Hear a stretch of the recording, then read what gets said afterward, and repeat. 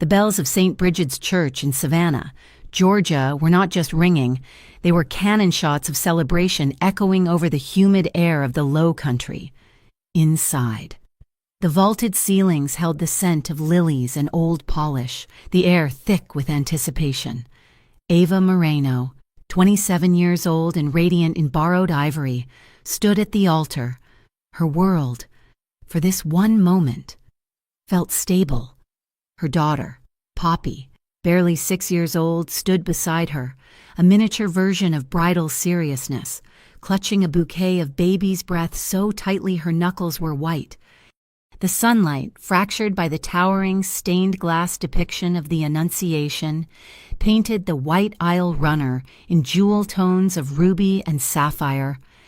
The officiant smiled, his voice bouncing gently off the heavy oak pews.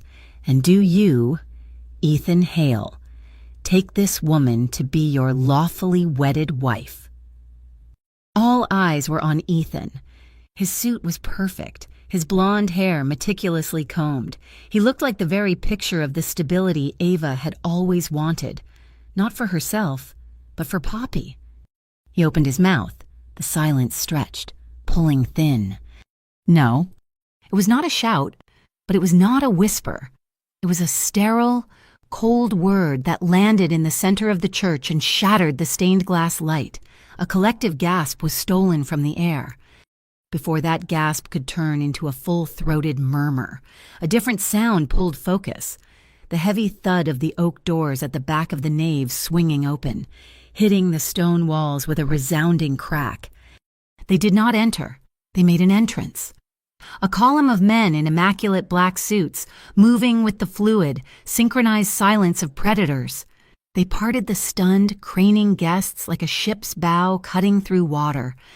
Leading them was a man who seemed to absorb the light rather than reflect it, Luca Farrell. Even in Savannah, a city that prided itself on minding its own business, the name Marrow Syndicate was spoken in hushed tones, and Farrell was its face. He was not supposed to be here. He was supposed to be a headline, a rumor, a ghost story for the docks. His advance slowed, then stopped entirely. Halfway down the aisle. He was not looking at the panicked groom. He was looking at Ava. A shaft of sapphire light from the window cut across the space, catching Ava's left wrist as she instinctively reached for Poppy's hand. And on that wrist, stark against her skin, was a small, delicate tattoo, a butterfly, its wings detailed, hovering above a short string of Roman numerals. The air left Luca Farrell's lungs. He froze, to his men. The stillness was more terrifying than any shout. The light hit the ink.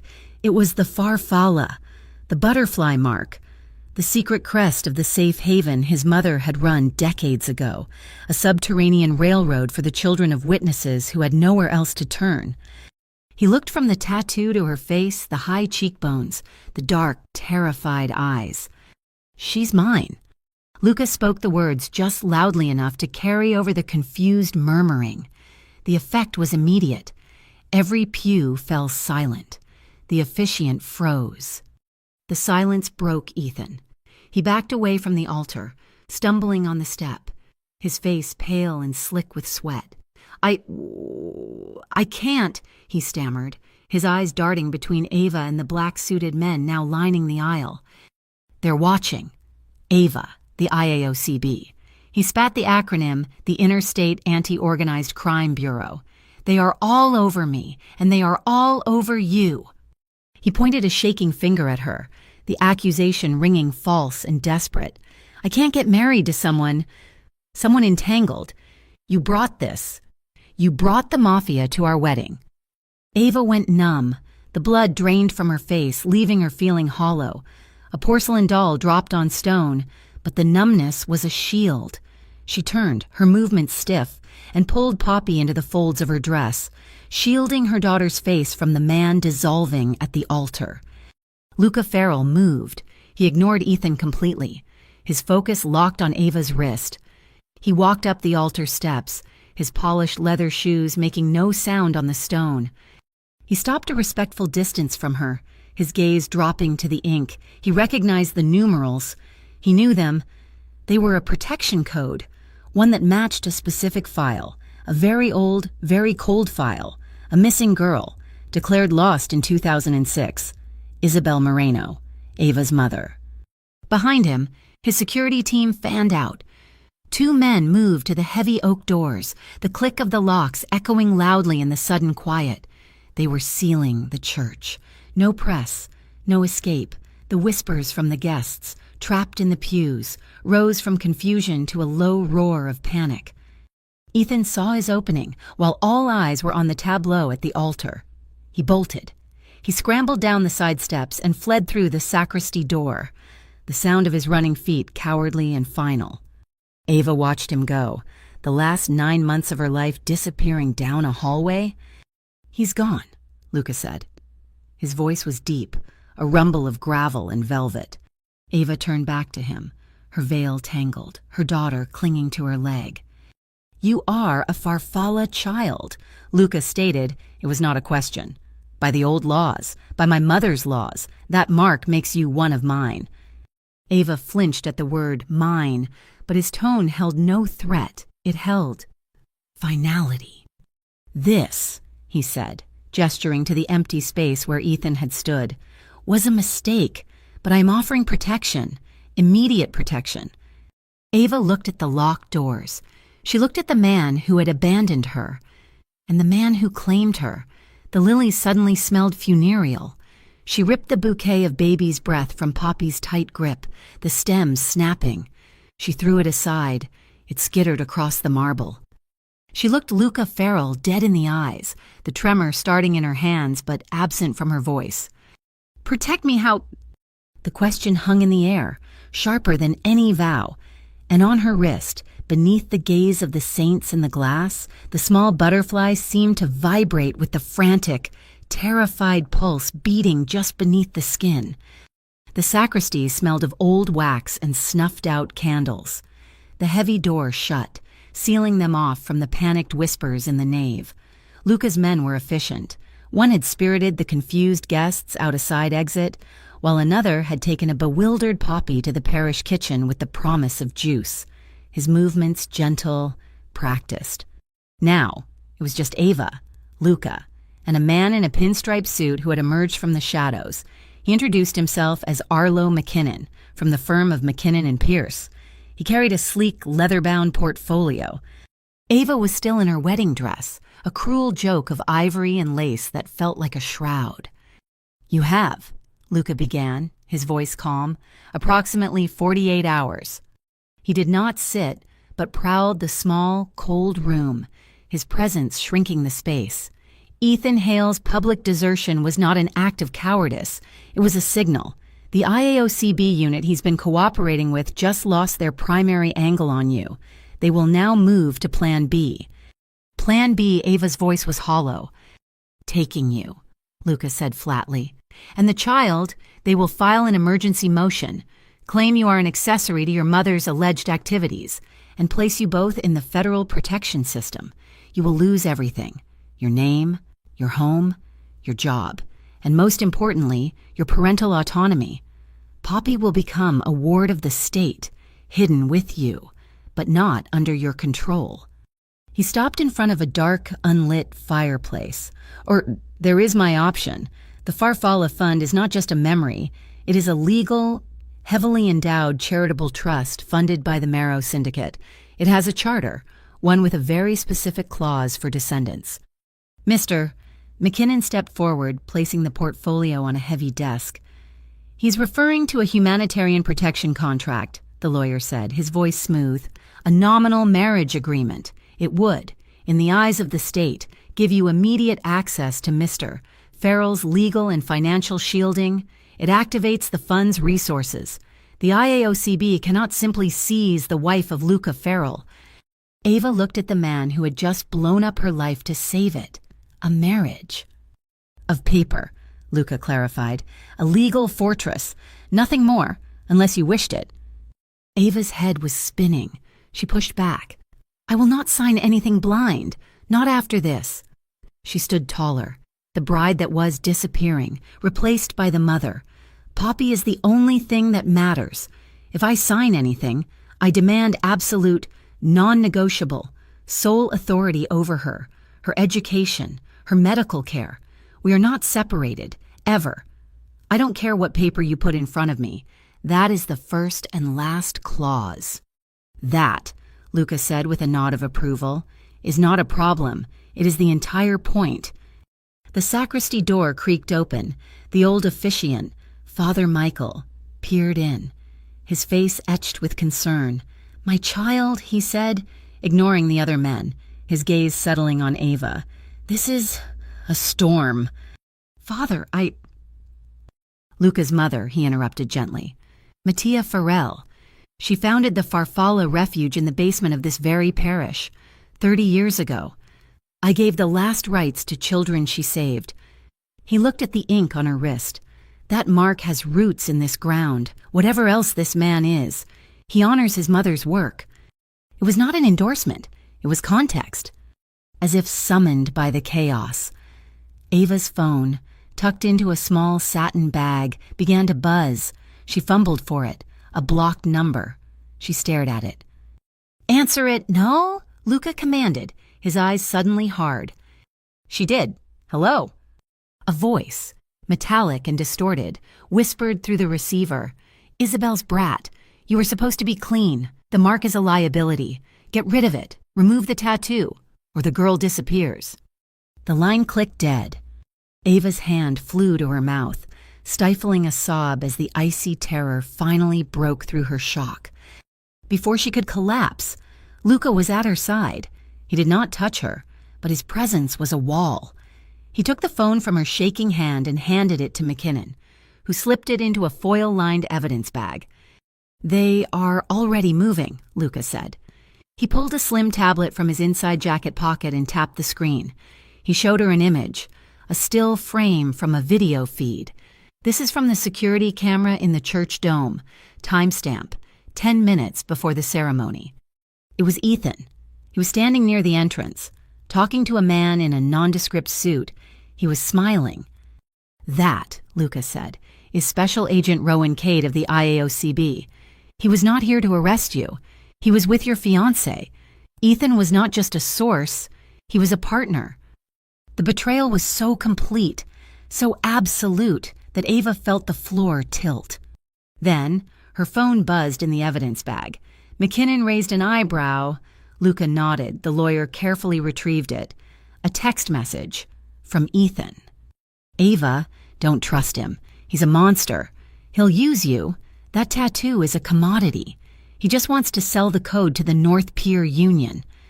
It was a clumsy, desperate attempt to poison the well, but the mention of a name, North Pier Union, made Luca's jaw tighten. Ava wiped the tears from her face with a defiant, angry motion. She was a cornered animal, with only one cub to protect. She looked at the contract on the desk. She would not sign it. Not yet. Not the marriage. But she could not stay. "I will not sign this today," she said, her voice shaking but firm. "I don't know who to believe, and I will not be forced into another vow." "That is your choice," Luca said. "But they threatened Poppy." The words were a bitter admission of defeat. "If you have a place, a safe house." "We will leave now," Luca said. "I will go," Ava said, meeting his intense gaze. "Not as your paper bride, but as a guest of the Farfalla. For my daughter. Only for my daughter." Luca nodded. It was enough. As they moved to the door, he paused and looked at her wrist, where the small butterfly lay exposed. His fingers hovered over the ink, so close she could feel the heat radiating from his skin, but he did not make contact. "This," he said, his voice dropping to a near whisper that was just for her. "This isn't a shackle. It's a key." The black sedan moved through Savannah's shadowed streets like a phantom, leaving the historic district's Spanish moss and gas lamps for the sharp, modern lines of the industrial riverfront. They passed the massive container ships, silent giants in the darkness, before turning onto a private, unmarked road. The house, if it could be called that, was named Sea Glass. It was not a home, it was a statement, a fortress of cantilevered steel and glass perched over the deep, churning water of the Savannah River. It was cold, beautiful, and utterly impenetrable. The entire river-facing side was made of ballistic-grade glass, reflecting the city lights from the far bank like captured stars. Inside, the sterile quiet was broken only by a soft, bubbling sound. Poppy, her 6-year-old resilience kicking in now that the scary church was gone, ran ahead. Fish.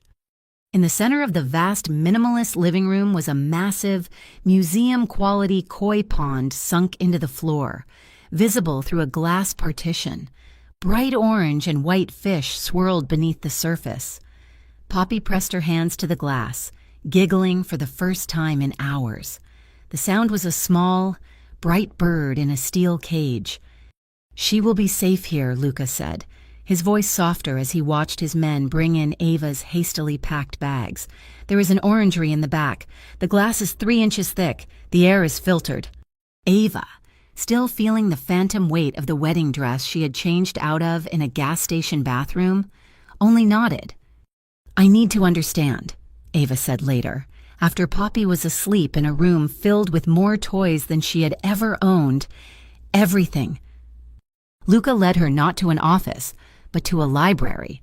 It was the only warm room in the house, paneled in dark wood, smelling of leather and sea air.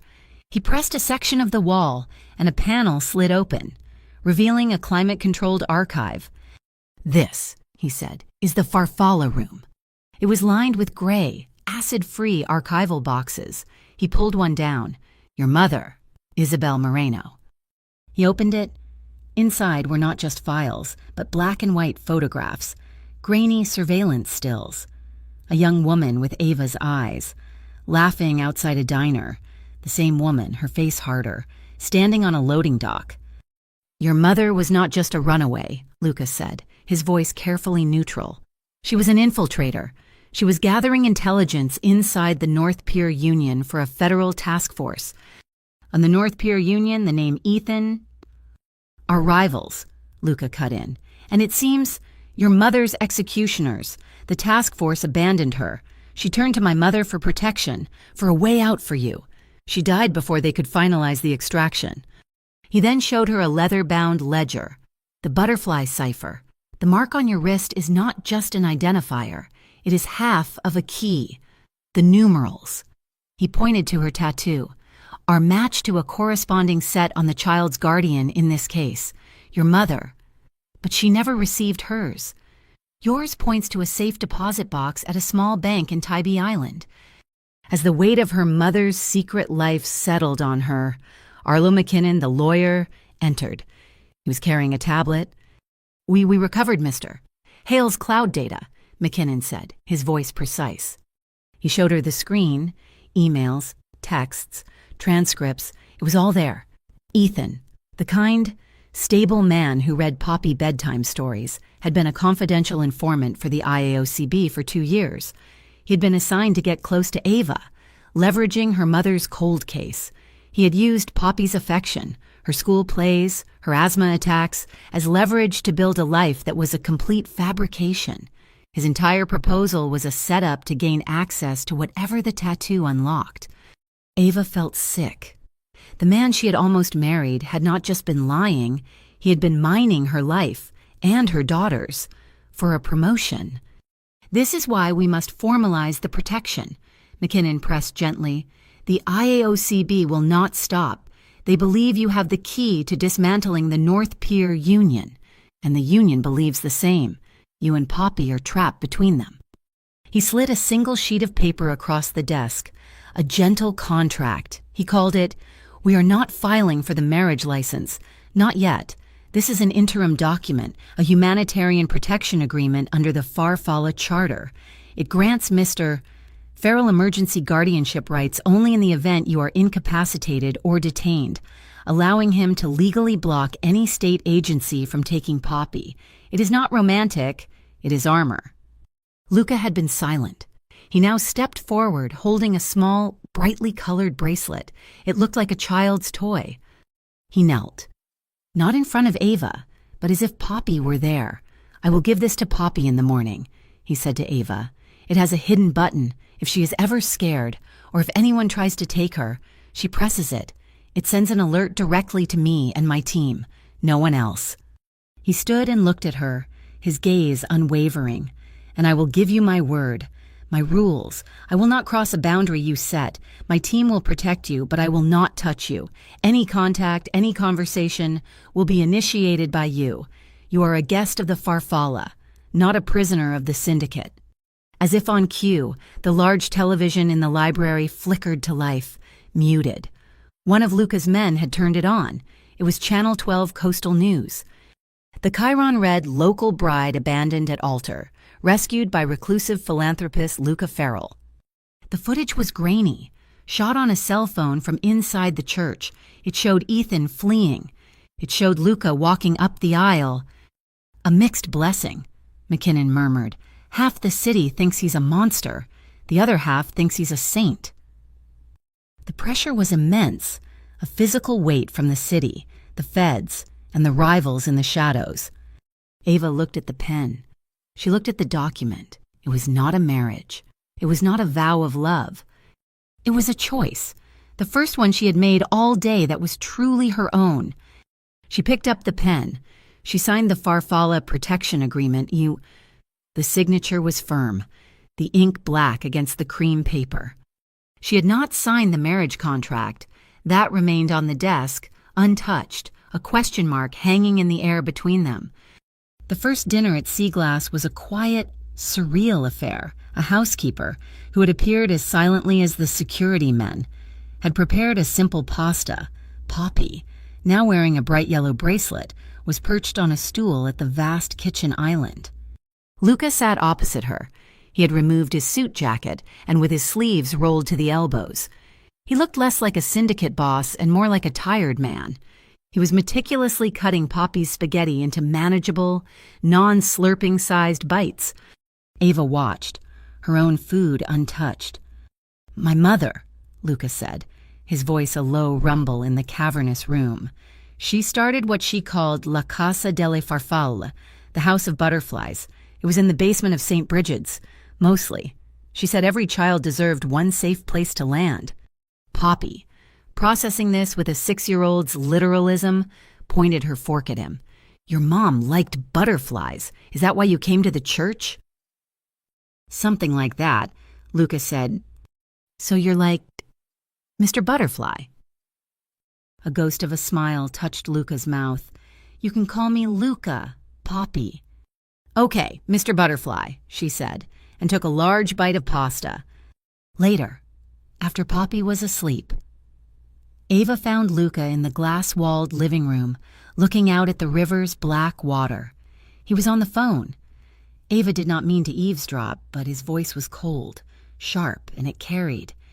"No," he said, "you don't touch him. The North Pier Union leaned on one of the dock merchants. You find out what they took. You triple it, and you deliver it to his house. From us. Then you have McKinnon file an injunction against the union for predatory practices. We will bleed them in court, not in the street. Understood." He hung up and saw her standing there. He offered no apology. "A crisis," he said simply. "A merchant was being extorted for a protection tax. It's been handled." By giving him money and suing, Ava asked. Confused, she had expected different. "Violence is messy," Luca said, turning to face her. "It's loud. It makes the IAOCB twitchy. What my rivals fear more than a bullet is a subpoena. My way is cleaner." The next day, one of Luca's men, a former military woman with a quiet demeanor, led Ava to a wing of the house she had not seen. It was a state-of-the-art simulation range. A massive screen depicted a parking garage. "You need to be able to defend yourself," the woman said. "This is not a suggestion." Ava picked up the weighted training pistol. It felt impossibly heavy. Her first shots at the digital target were wide, hitting a concrete pillar. "You're anticipating the recoil," a voice said from directly behind her. Luca. She'd not heard him enter. He stepped into her space, his body heat a palpable thing. He did not touch her waist, but his hand closed over hers on the grip, adjusting her fingers. His other hand gently moved to her elbow, steadying her arm. "Breathe out after the trigger breaks," he murmured, his breath brushing the shell of her ear. "Don't aim. Just point. Look at where you want the shot to go. See it. The rest is just mechanics." His chest was against her back, his chin just above her head. Ava could feel the steady, slow beat of his heart. She could smell the scent of clean cotton and something metallic, like the river. A small, involuntary spark ignited deep in her stomach, confusing and unwanted. She held her breath, squeezed the trigger. The shot on the screen was a perfect center. She pulled away, flustered, the heat rising in her neck. I think I get it." Luca stepped back, his expression unreadable, giving her the space she had just reclaimed. The warmth of that moment was shattered later that night by a sound Ava knew better than her own heartbeat, a dry, tight cough from Poppy's room, a wheeze. Ava flew from her bed, her heart seizing. Poppy was sitting up, her eyes wide with panic, her small chest struggling. Asthma. "Poppy, baby, breathe. Where's your bag? Where's the—" "In here." Luca was already at the door. He moved past her, not with panic, but with absolute calm. He was carrying Poppy's emergency nebulizer. He sat on the bed, plugged it into the wall, and calmly fitted the mask over Poppy's face. "It's okay, Poppy," he said, his voice low and soothing. "Just like we practiced. Breathe the smoke, be a dragon." Ava stood in the doorway, shaking. How did you—" "The air quality here is different from downtown. It's a common trigger," Luca said, his eyes never leaving Poppy. "I had McKinnon get her full medical history from her pediatrician yesterday. I made sure we had a machine in the house, and a spare, just in case." He had not just investigated her mother, he had investigated her daughter, but not as a target, as a charge. The next morning, Ava went to the bank in Tybee. Two of Luca's men dressed as surfers stayed outside, the code from her tattoo, paired with a date Luca already had, opened the small, dusty box. There was no money. There was a small, military-grade hard drive, and beneath it, a letter. The handwriting was her mother's. "My dearest Ava, if you are reading this, I am gone, and the world has failed you. But I did not. This drive is my life's work. It is insurance. It is poison. It is a map of the filth that runs this city, from the North Pier Union to the polished halls of the Federal Public Integrity Office. They wash their money together. Do not give it to the police. Do not give it to the feds. They are the same. You will meet a man with eyes like a coming storm. He will be of the shadows, but his mother's light will be in him. He will say the word home. If he does, trust him. He is the only one who can keep you and my granddaughter safe. I love you. Be brave, my butterfly." Ava's hand went to her tattoo. A man with eyes like a coming storm. Luca. She returned to Seaglass. She found Luca in the library. She was standing at a crossroads, give the drive to the IAOCB, who her mother explicitly said was corrupt, and risk being put in witness protection, losing Poppy forever. Or give it to Luca and dive headfirst into the shadows her mother had died trying to escape. Ava looked at the man who had calmed her daughter's asthma attack. She looked at the man who had not taken advantage of her in the simulation room. She placed the hard drive on his desk. "My mother called this poison," Ava said. "She said it details the North Pier Union's criminal ledger and how they launder money through the FPIO. Luca looked at the drive, then at her. "Before you take it," Ava said, "you should know. I already gave the original to Mr. McKinnon. He has instructions to keep it under seal. It is to be opened only by a court order, initiated by me. That one, Warzi, is a copy, encrypted, my mother's work." She had split the key. She had given him a tool, but she had kept the weapon for herself. A slow, appreciative smile spread across Luca Farrell's face. "Your mother," he said, "was a very smart woman." The invitation did not come as a call. It came as a polite, ironclad summons delivered by a man in a windbreaker to the gates of Seaglass. Special Agent Rowan Cade, the man from the church requested Ava's presence at the East Coast federal office. Ava went. Flanked by Arlo McKinnon, Luca remained at the house, a silent, brooding promise to be waiting. The federal office was a monument to beige bureaucracy and fluorescent lighting. Agent Cade's office was small, sterile, and smelled of stale coffee. He offered Ava a seat, which she declined. McKinnon stood by the door, a silent, pinstriped sentinel. "Miss Moreno," Cade began, leaning back in his creaking chair, the picture of smug authority. "You're in a difficult position. We know you've been coerced by Mr. Farrell. We know about your mother. We are prepared to offer you full and total immunity, a new life for you and your daughter, far from here." "In exchange for what?" Ava's voice was ice. "Testimony. Full cooperation. We want Luca Farrell. We know you have access. Give him to us and this all goes away." Ava laughed. It was a short, bitter sound. "You mean, give you the man who is currently protecting me, in exchange for the protection of the same organization that let my mother die? The same organization that partnered with Ethan Hale to exploit my child?"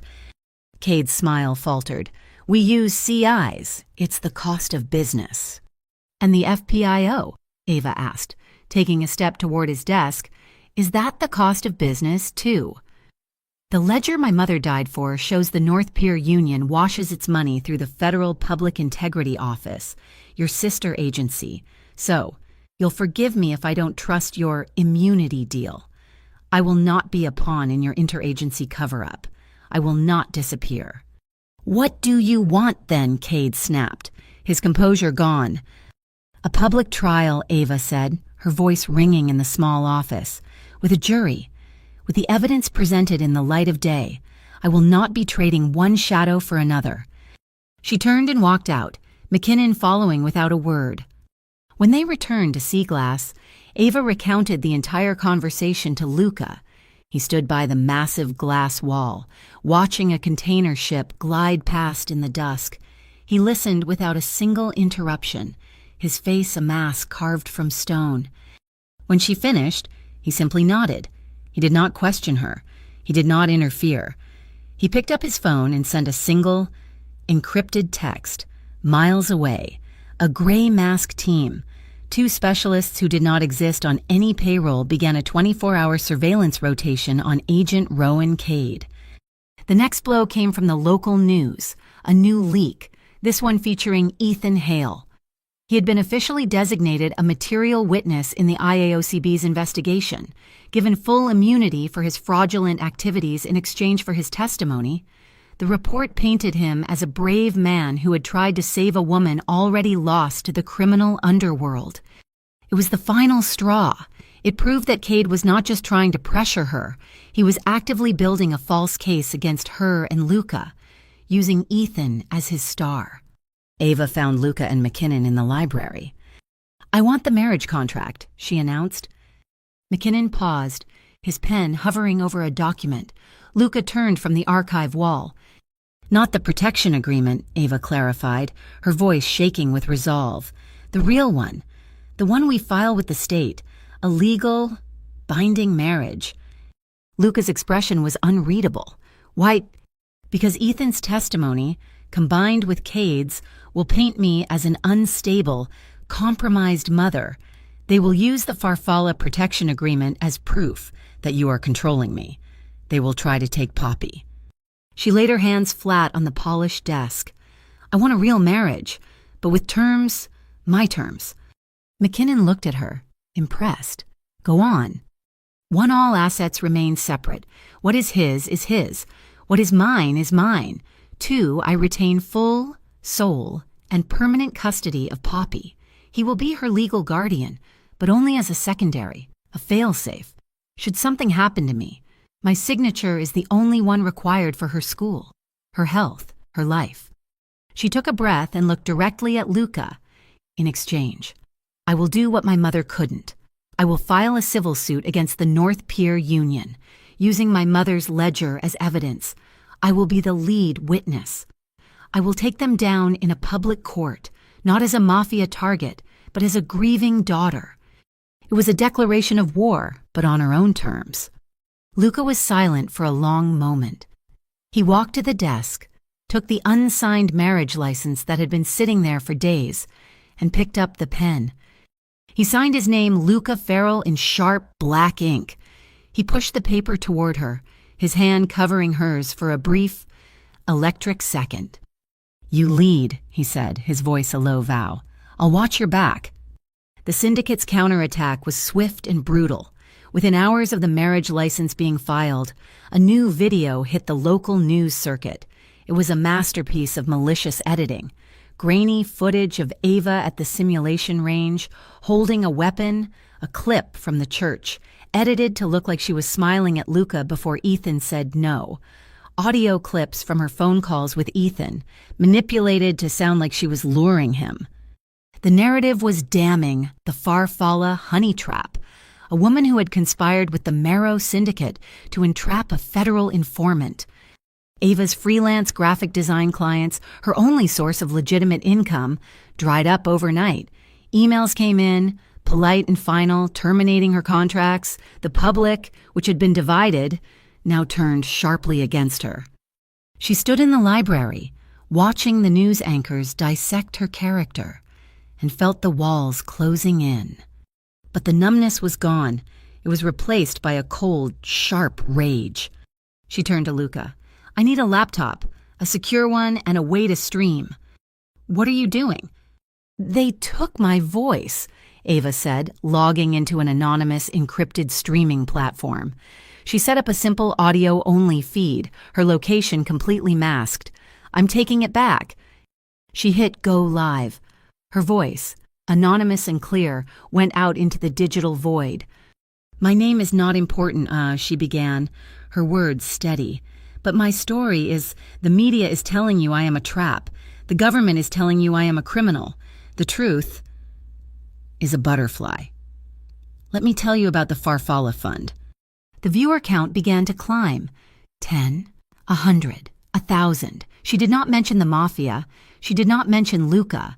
She just told the story of her mother, of a secret haven for children, and of a system so corrupt it had to destroy a ghost story to hide its own crimes. The live stream had ended hours ago, but the adrenaline was just now leaving Ava, replaced by a bone-deep tremor. The anonymous threats that followed her broadcast had been vile.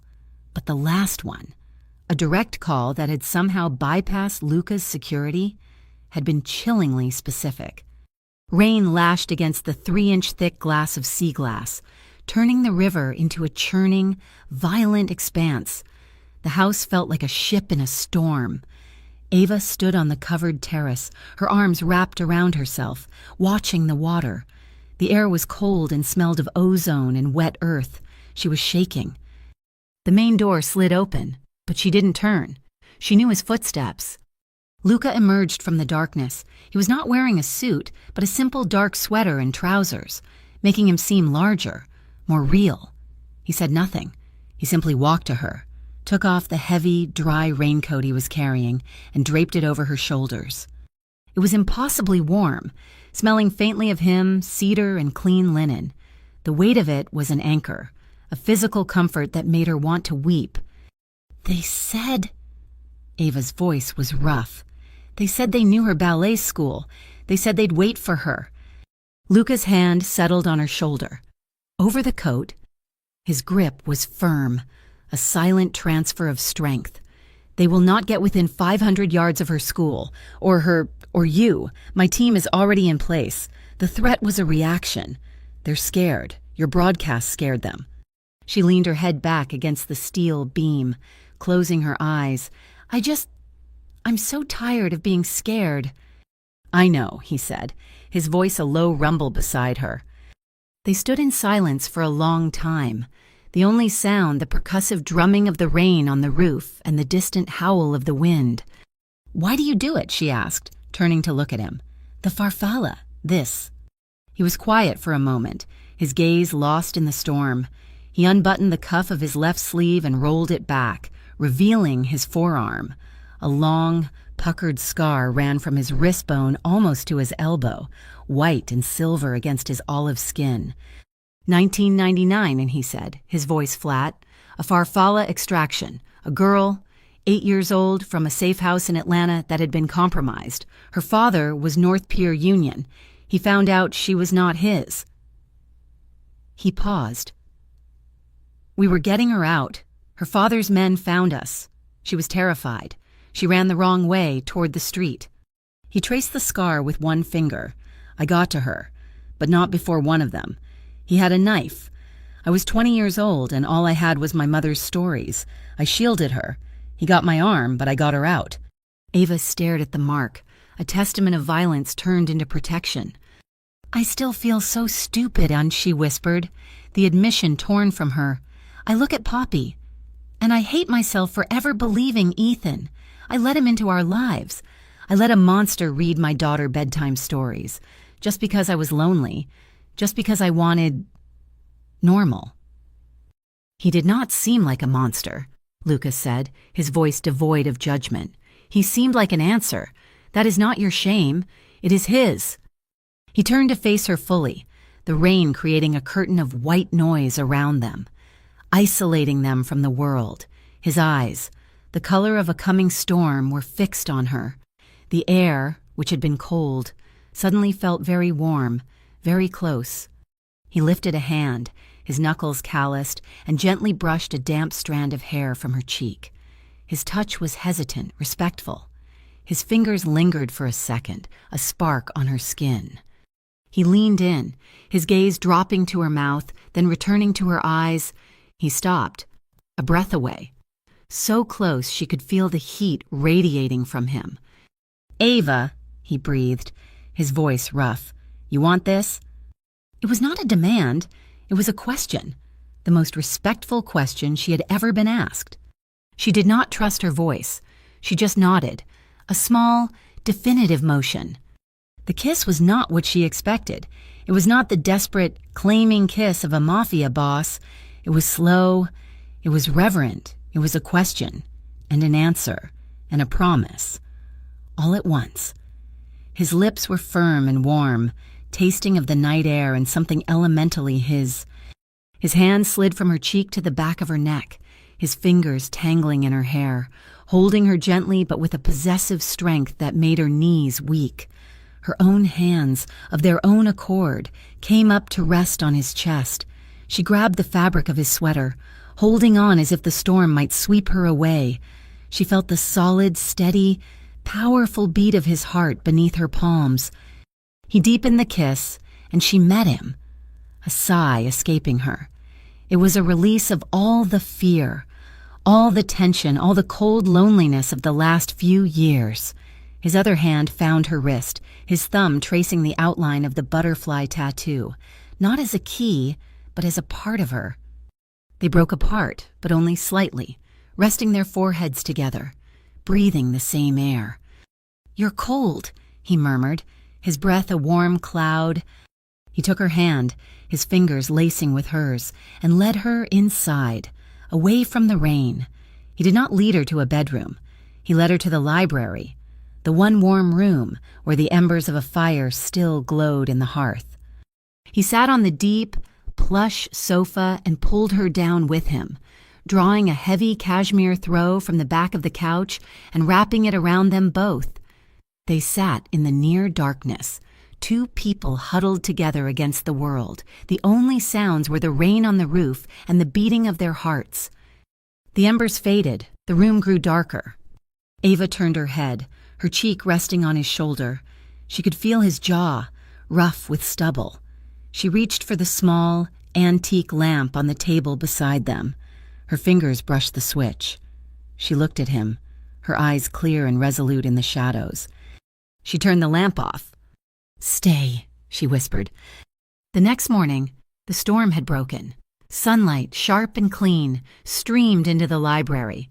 The door burst open and Poppy ran in, clutching a stuffed rabbit. "Mommy, Mommy, it's sunny. Can we see the—" Poppy stopped. Her mother was asleep on the couch, wrapped in a thick blanket, her face peaceful. In the large armchair opposite, Lucas sat, his jacket off, his sleeves rolled up, watching the room. He did not look like he had slept. He looked like he had been standing guard. Poppy looked from her mother to the imposing man. Luca rose from the chair, not looming but kneeling. He brought himself down to her eye level, a move of such deliberate gentleness it took Ava's breath away, who was now stirring.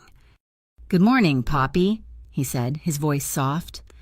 Poppy clutched her rabbit. "Are you staying for breakfast, Mr. Butterfly?" "I am," he said. He glanced at Ava, who was watching them, her hair tousled, a small smile on her face. He looked back at Poppy. "But I want you to know something, a promise." He waited until the girl was fully focused. "Your mom's boundaries, and your boundaries," he said. His voice clear and absolute. "They are my law, always." Ava sat up, the blanket pooling in her lap. She smiled, a real smile, bright as the morning. She looked down at her wrist. The sunlight caught the ink of the butterfly. It was no longer a wound from the past or a key to a vault. It was a vow, silent and strong, binding her to the man who kept his promises in the storm. The air in the private ballet studio was serene, smelling of lemon oil and rosin. It was meant to be a sanctuary, a bubble of normalcy that Luca had arranged. Ava sat on a bench, watching Poppy, in a pink leotard, attempt a wobbly plie at the bar. The piece shattered when the studio's frosted glass door swung open. Two men in dark blue windbreakers with Port Authority emblazoned on the back entered. They did not look like they were lost. "Ma'am," the first man said, his eyes scanning the room, cold and quick. "We have a report of a gas leak in this building. We need to evacuate. We'll take the child for you." He moved toward Poppy. Ava was on her feet instantly, blocking him. "No," she said. "We'll leave together." "Ma'am, it's an emergency." The man's partner moved to flank her. This was wrong. This was not an evacuation. This was an ambush. "Poppy!" Ava yelled, her voice sharp with a command she had practiced. "Button now." "Poppy?" Her eyes wide with fear, did not hesitate. Her small hand slapped the yellow butterfly bracelet on her wrist, pressing the hidden SOS. The first man lunged. At Sea Glass, Luca was in the library, looking over the encrypted copy of the ledger. On his desk, a dedicated tablet flashed from green to crimson. A map of Savannah pinpointed Poppy's location. A 90-second audio buffer began to play. "Ma'am, it's an emergency." Luca was moving before the sentence finished. He hit the comms on his desk. "Erebus team, active code red. They are at the studio. They are in the studio." His team, already staged in a black van 2 streets over, responded in less than 90 seconds, but the studio was already empty. The 2 port cops were North Pier Union, working with a dirty local precinct. They shoved Ava and Poppy into an unmarked cargo van, the doors slamming shut, plunging them into darkness. The van fishtailed, tires screaming, speeding away from the city center and toward the industrial labyrinth of the container port. The van screeched to a halt in a canyon of rust-colored steel. The doors were ripped open. Ava and Poppy were dragged out, the air thick with the smell of diesel and salt water. A man was holding Poppy, his hand clamped over her mouth. The other man, the one who had spoken, grabbed Ava's arm. "The boss wants the girl," he snarled. "You're just collateral." He started to drag her toward a dark container, the training. Ava's mind went cold and clear, back to the simulation room, back to Luca's breath on her ear. She stopped anticipating the recoil. She drove her heel down onto the man's instep, the bone crunching under her boot. As he roared and his grip slackened, she spun, driving her elbow into his floating ribs. He doubled over, the air rushing from his lungs. The man holding Poppy turned. Surprised, he raised a hand to Ava, but she was already moving. She did not aim for his face. She aimed for the arm holding her daughter. She used her full weight, striking a precise, debilitating blow to the nerve bundle on his forearm, just as she had been taught. His arm went numb, his grip spasming open. Poppy fell free. "Poppy, run!" Ava screamed, shoving her daughter behind a massive tire. "Very impressive, Ava. I never knew you had it in you." Ava froze. The voice was thin, reedy, and full of a terror she recognized. Ethan Hale stepped out from between two containers.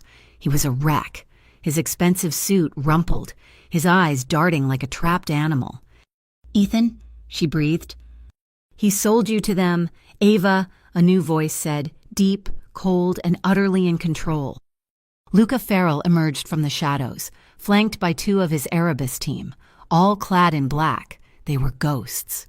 "But he also sold you to the IAOCB," Luca continued, his eyes locked on Ethan. "A double trap, very ambitious." Ethan's face went white. This wasn't... I had a deal." "You did," Luca said. He tapped the small comms in his ear. "Now." A series of dull thwacks echoed overhead.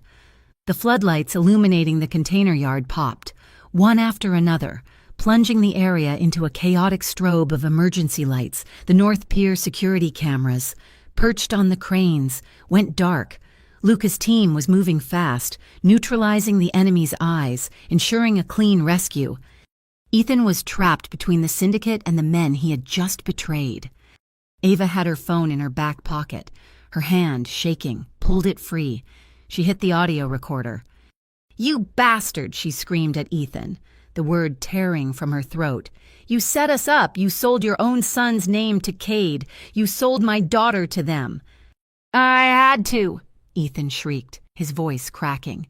"It was the only way Cade promised me immunity. I deliver you. I deliver Luca walking into a trap, and I walk free, the North Pier. They just wanted the key. They wanted the girl to make you talk. I was getting my life back. Cade gets Luca, they get you, and I am gone." It was a full confession. The entire corrupt deal with the IAOCB laid bare. A gunshot cracked the air. It was not from Luca's team. Ethan looked down. A small, dark circle was blossoming on his shirt. He staggered back, his eyes wide with a final, terminal surprise. He looked toward the dark, open water of the docks. He tried to run. "They promised..." He gurgled. He scrambled over a pile of nets. A second shot. He pitched forward, falling from the concrete pier and vanishing into the black, oily water below. Silence. Then, the sound of sirens, screaming toward them, the IAOCB. Agent Cade's team burst from their vehicles, guns raised, sweeping the yard, arriving just 30 seconds too late. Cade saw Luca, Ava, and the child. He saw no one else. "What happened here? Where is Hale?" Cade demanded. One of his own agents looked at his comms, feigning confusion. "We had a technical delay, sir. Signal interference. We got here as fast as we could." Luca ignored them all. He walked to Ava, who was clutching a trembling Poppy. He wrapped his own jacket around them both. Ava's hand was shaking as she held up her phone. "I got it, Luca," she whispered, her voice raw. "I got it all." She hit send on an encrypted file, addressed to a trusted investigative reporter at the Savannah Ledger. Hours later, at Sea Glass, Luca stood with his head of security. "The timing was too perfect," Luca said, his voice dangerously low. "The North Pier Union knew exactly when to grab them. The IAOCB knew exactly when to be late to save Ethan, and just in time to silence me." He looked at the security roster. The ballet studio had been a clean sight. Only his inner circle knew the exact time of that lesson. One of his men, a bodyguard who had been with him for 10 years, had confirmed the route just that morning. "The leak," Luca said, "is not from the outside. It's in this room." The kidnapping attempt had shattered the fragile piece of sea glass. Poppy was safe, sleeping in a new, more secure room in the center of the house, but Ava was vibrating with a cold, analytical energy. She was done being a target. In the pre-dawn hours, she was in the library, the encrypted hard drive plugged into a secure laptop. Luca's tech team had decrypted the files. It was a dizzying map of laundered money, flowing from the North Pier Union's extortion rackets directly into the public coffers of the Federal Public Integrity Office. But her mother's letter, it nagged at her. A man with eyes like a coming storm. She had assumed it was about Luca, But what if it was a final piece of code? She looked at her wrist, at the Roman numerals. She had thought they were just an ID, but in her mother's letter, a few words were capitalized oddly. See the date. Remember the time. Luca, she said, her voice hoarse. He was across the room, reviewing security logs, not having slept. What is it? The numbers, they aren't just a code. They're a date and a number, my mother's birthday, and a number. What if it's not the only box? 2 hours later, they were back at the small bank in Tybee, this time in the manager's office. McKinnon had presented a warrant, a favor called in from a state judge. The box number Ava had pulled from the tattoo, V62562, was real. The manager retrieved a second, larger box. Inside, there was no hard drive. There was a single, thick, vellum document, bound in a faded blue ribbon. It was the original charter for the Farfalla patronage from 1994. And on the final page, among the signatures of the founding board, was a sweeping, authoritative signature, Augustus T.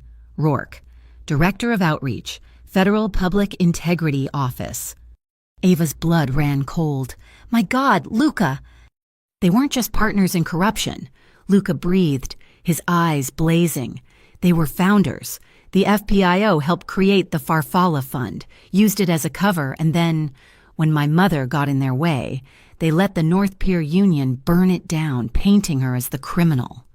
This changed everything. They weren't just fighting a corrupt agent, they were fighting the entire federal apparatus that had endorsed and then destroyed her mother's life. As they drove back, Luca's phone buzzed with an update from his head of security. We found it, boss. In the Seaglass security hub, the audio from the ballet studio attack was on a loop. The mole's calm, the security chief said, pointing. His name is Marco, 10-year man. He claimed a radio dead zone, but listen. He isolated Marco's feed, a 3-second burst of static, right before the North Pier men entered. He wasn't in a dead zone, the chief said. He was on a dead zone. That's static. It's the signature of the IAOCB's scrambler. He was talking to Cade. Luca's face was terrifying in its stillness. That evening, Ava walked into the kitchen, where Marco was on his rotation, watching Poppy eat a snack. Marco, Ava said, her voice clear and carrying. We're moving Poppy tonight, a new location up in the hills. Luca is handling the route now. Marco's eyes flickered, just for a millisecond. Very good, ma'am. I'll get the car ready. No need. Luca's voice came from the doorway. He had already, silently, replaced the entire kitchen detail with his Erebus team. We won't be needing you. They confronted him in the wine cellar. It was cold, and the racks of priceless bottles seemed to absorb the light, creating long, deep shadows. She's not moving, Ava said, by stepping in front of Marco, blocking his exit. Poppy is safe, but you're not. Ma'am, I don't... Stop, Ava snapped, her voice echoing off the stone. How much did Cade offer you? What's the price for a 6-year-old girl? Marco's face crumpled. You're the one? Ava said, her voice low and full of venom, who sells children to the North Pier. I didn't, he cried. It wasn't... Not for money, my sister. She's sick in Manila. She needs a visa, a green card for medical trials. Cade. Agent Cade said he could get her one. He just needed... information. He said no one would get hurt. He just wanted a way to get to the boss, to trap him. And the FPIO, Luca's voice boomed from the darkness. He stepped out from behind a rack of Bordeaux, holding a small digital recorder, its red light blinking. Marco flinched. They were in on it. Cade said the FPIO took a cut from the North Pier to manage the Farfalla problem. They all just wanted a piece. I just wanted to save my sister. Get him out of my house, Ava said, turning her back on him. An hour later, the three of them, Ava, Luca, McKinnon, were in the library. The FPIO charter was on the desk. The confession was on the recorder. Ethan's confession was on Ava's phone. We have them, McKinnon said. We can leak this. We can destroy Cade, destroy the FPIO's reputation, and force the North Pier into hiding." "No," Ava said. Luca looked at her. "No more shadows," she said, her voice resonating with her mother's strength. "No more leaks, no more deals in the dark. That's their game. We are going to take the charter, the ledger, Ethan's confession, and Marco's recording, and we are going to walk into the state attorney general's office. We are going to demand a grand jury, and we are going to burn them all down in a courtroom." Luca stared at her. The woman who had, in 1 week, overturned his entire world. The Marrow Syndicate did not do public justice. They handled their own. He looked at the portrait of his mother on the wall, the founder of the Farfalla. He reached across the desk and put his hand over Ava's. "Against all tradition," Luca said. "We do it your way, in the light." McKinnon was on the phone for 20 minutes when he hung up. His face was grim. The state's attorney is intrigued. He's willing to convene a secret grand jury." "But," Ava asked, "but he doesn't trust the recordings. He says they're inadmissible without a live witness. He will only proceed if the star witness appears in person. They want you, Ava, on the record in a room. The risk just went from high to absolute." The wind did not just blow, it screamed. Tropical storm Ophelia had turned the Savannah River into a churning, angry maw. Rain fell in horizontal sheets, metallic and cold, at the sea glass. The atmosphere was thick with tension, the storm outside mirroring the battle to come. An urgent, encrypted message had come from McKinnon's contacts. The North Pier Union was panicking. Spooked by the grand jury summons, they were liquidating their leader. A shadowy figure known only as the Doc King was moving their central operations and their primary evidence ledger onto a Panamanian cargo ship set to sail with the storm surge. "This is it," McKinnon said, his face illuminated by the glow of a radar screen. "They're running." "My team can intercept," Lucas said, his voice a low command. "We'll seize the ship." "No," Ava said. Both men turned to look at her. She was dressed in dark, practical rain gear, her hair pulled back in a tight braid. She looked like a warrior. "The state's attorney was clear," Ava said, her voice cutting through the room. "The case hinges on my testimony, the ledger my mother created. She covered the physical drive in a hand-tooled leather case. She wrote a quote on it, 'If I cannot stand in court and testify, under oath, that I recognize her handwriting on the original drive, the defense will claim it's a fabrication. They will say you planted it. I have to go. I have to be the one to identify it.'" "Absolutely not," Luca countered, his voice iron. "It's a tactical nightmare. It's a Category 1 storm, and a boat full of armed men." "It's a legal one." "Luca," she shot back, "we are doing this my way. Remember, in the light, that means following the rules of evidence. I go, or we have no case." His jaw tightened. He looked at her, at the unshakable resolve in her eyes. He was seeing the woman his mother would have saved, and the woman who was now saving him. He gave a sharp nod. "You don't leave my side. Not for an inch. Erebus team. Legal protocols only. We are not assassins tonight. We are officers of the court." The docks were a vision of chaos. Cranes swayed in the wind. The cargo ship, the Odessa, was straining at its moorings. Luca's team, dressed in black, non-reflective gear, moved like shadows. Using the storm as cover, McKinnon was with a local magistrate on the pier, holding a sealed emergency warrant from the state AG.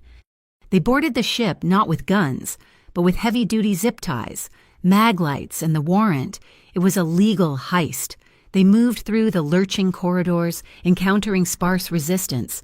The North Pier men were sailors, not soldiers, and they quickly surrendered to the overwhelming, silent force, their hands bound before they could raise an alarm. The bridge, however, was a different story. They burst in. The ship's captain was at the helm, alongside the Dock King, a large, brutal man with a face like scarred timber. He was holding a small, steel briefcase.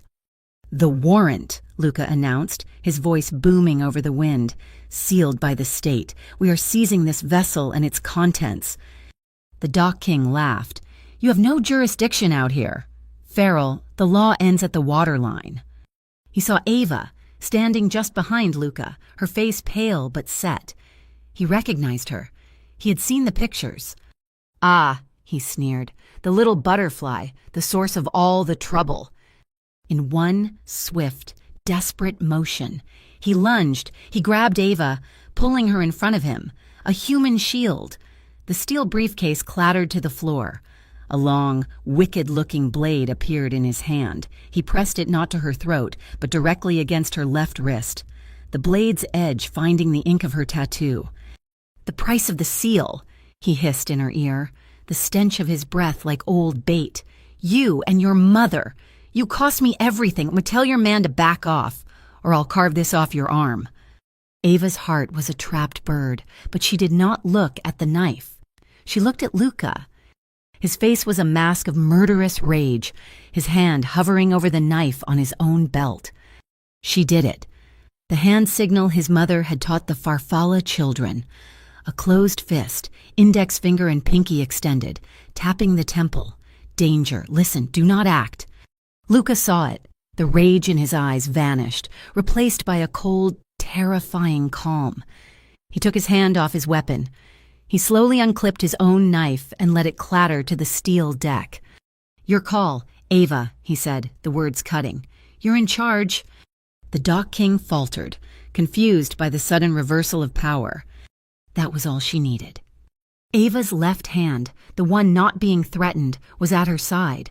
Her thumb found the strap of the tactical watch Luca had given her. It was linked to Poppy's bracelet, now safe at Sea Glass. She pressed the SOS. It was not meant to call for help. It was designed to create chaos.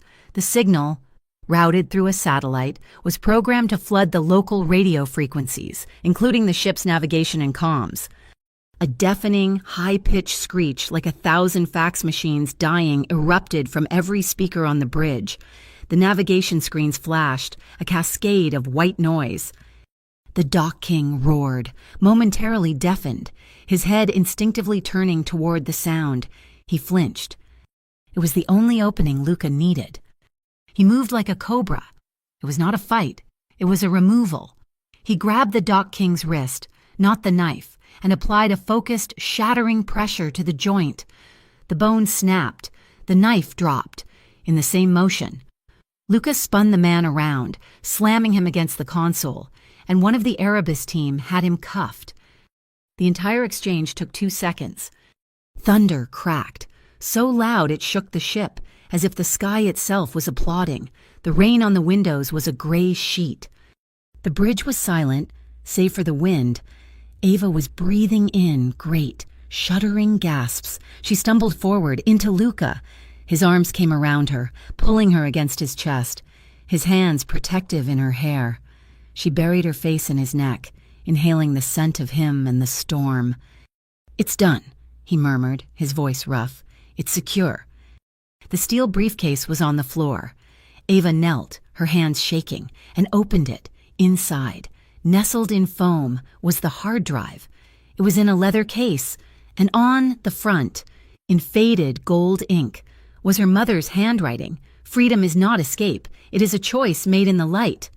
The doors to the bridge burst open again. Agent Rowan Cade stood there, flanked by IAOCB agents in full tactical gear, their weapons raised. "This is a federal operation," Cade shouted over the wind. "We are seizing all evidence under the authority of the Patriot Act. Give me the drive. Farrell." Ava stood up, the hard drive clutched in her hand. Luca stepped in front of her, shielding her. He looked at Cade, his eyes full of contempt. The rain and seawater dripped from his hair. "Your authority ends here, Cade," Luca said, his voice a low growl. "This is a state-level homicide and corruption case, and we are not in the shadows anymore." He nodded to the magistrate and who stepped forward. "Agent Cade," the magistrate said, his voice thin but powerful. "This evidence is under seal by the state of Georgia. You will lower your weapons, or I will have you arrested for obstruction." Cade's face was purple with rage, his ambush spoiled. It was a tense, armed, legal standoff in the middle of a hurricane on a captured ship. The Georgia State courtroom was not grand, but it was suffocating. The air, thick with Savannah's oppressive humidity, vibrated with the tension of a packed house. Every seat was taken. The jury, 12 men and women, carefully selected a teacher, a mechanic, 2 nurses. A shrimper watched with unreadable faces as Ava Moreno took the stand. The Dock King's defense attorney, a sharp man in an expensive suit, paced before her. "Mrs. Farrell," he said, his voice dripping with insinuation, letting the new name hang in the air. "You married your co-conspirator. You expect this jury to believe you are a victim, when you are, in fact, the new queen of the Marrow Syndicate." Ava did not look at the lawyer. She looked at the jury. "No," she said, her voice clear and carrying. "I am a mother, and I am a daughter, and the man who just called me queen works for the men who murdered my mother, Isabel Moreno." The defense objected, but the tone was set.